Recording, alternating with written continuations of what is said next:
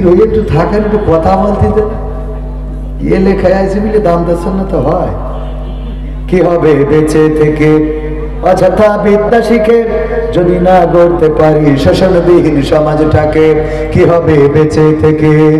কি হবে ছাত্র সেজে চুমু খেয়ে সনদ খানা যদি হয় বিদ্যালয়টা পরিমণিদের আড্ডাখানা?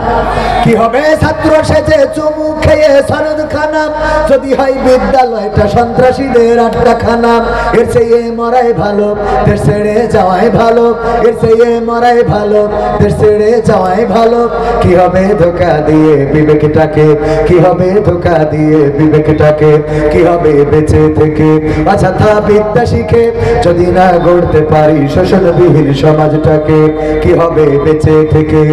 কি হবে যুবক নামের বোঝা হয়ে এই ধরাতে সেখানে মা বোনেরা ধর্ষিতা হয় দিনে রাতে?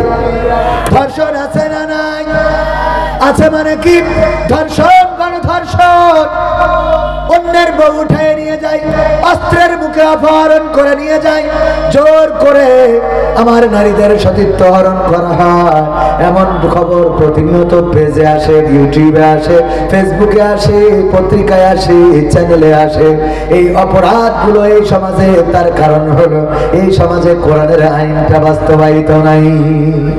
কোরআনের আইন যদি কায়েম হয়ে যেত, ধর্ষণ করলে তার শাস্তি কি? কয় হাত কাটা, মন চাইলে কই দিলে। ধর্ষণ করলে তার মিডিয়ার লোক তো সারা জীবন অশুনি বেড়াইতো, তাহলে কি করে? সারা জীবন ওয়াজ শুনে আমার মিডিয়ার লোকেরাও তারা ওয়াজ মানতে চায় না না রে। আল্লাহ আমাদের মুখ থেকে যেন এমন কথা না বলায় যেটা আমাদের কাজের সাথে মিল নাই।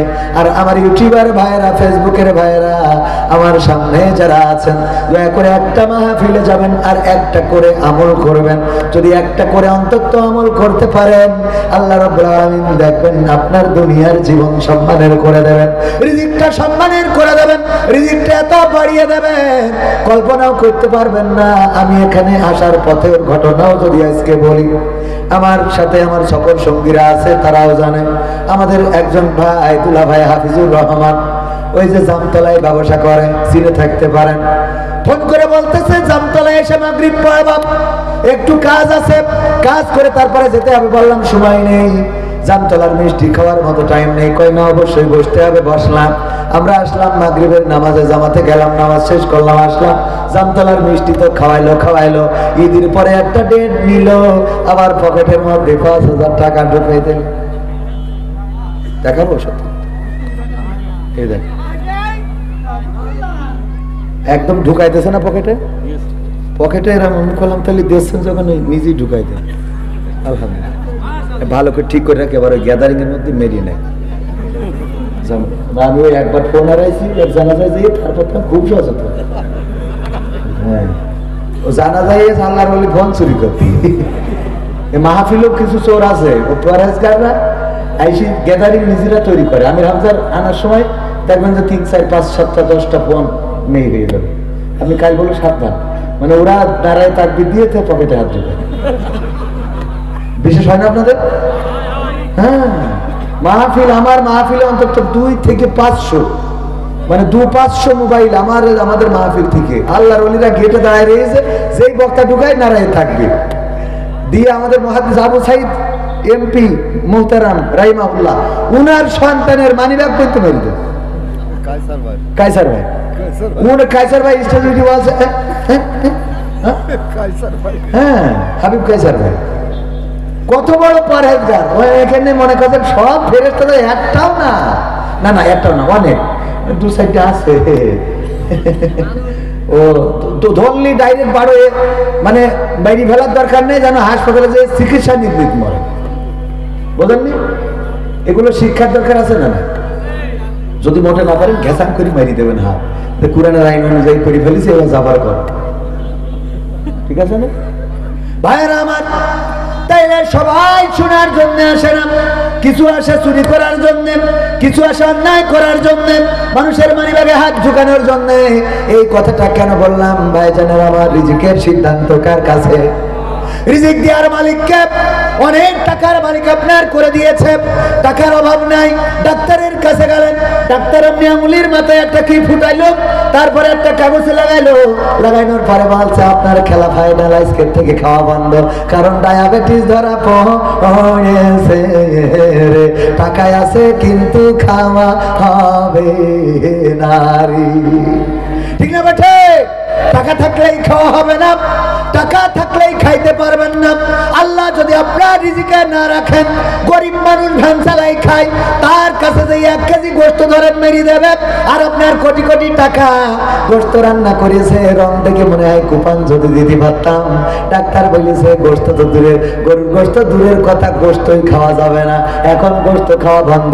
ফজরের নামাজ কোনোদিন পড়েননি, ডাক্তার বলেছে সকালবেলায় 1 ঘন্টা হাঁটতে হবে। মুয়াজ্জিন আজান দেওয়ার আগে আপনি আগে আজান ভেঙে বলেন আসসালাতু খায়রুম মিনান নাওম, আমি হাঁটা শুরু করলাম।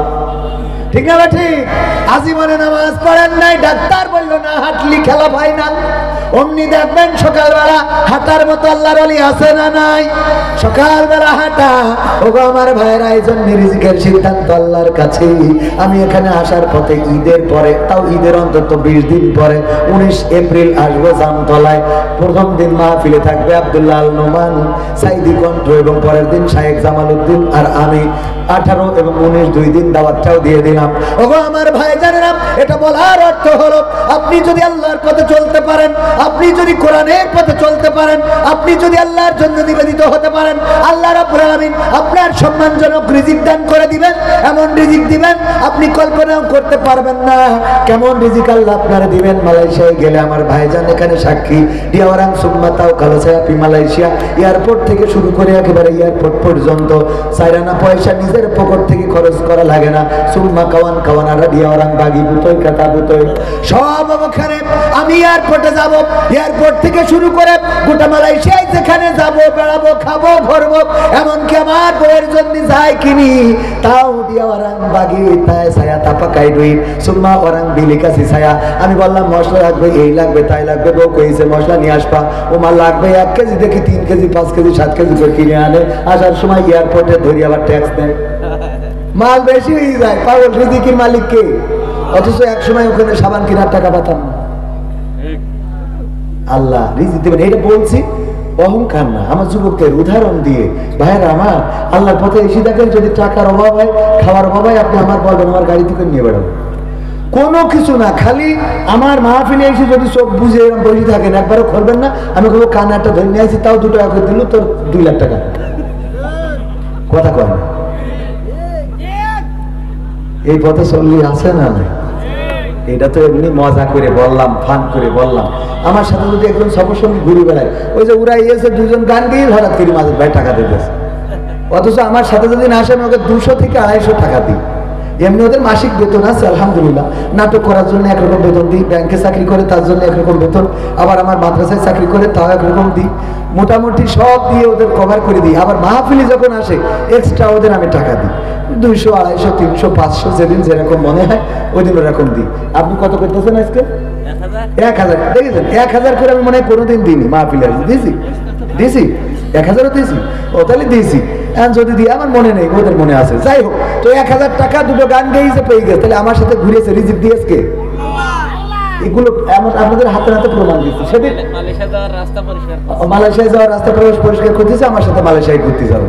আল্লাহ প্রবল বাজাচ্ছে না এখন। আলহামদুলিল্লাহ বলেন আলহামদুলিল্লাহ। আবার সবগুলোর বিয়ে হয়েছে ভালো ভালো জায়গায়, ওদের থেকে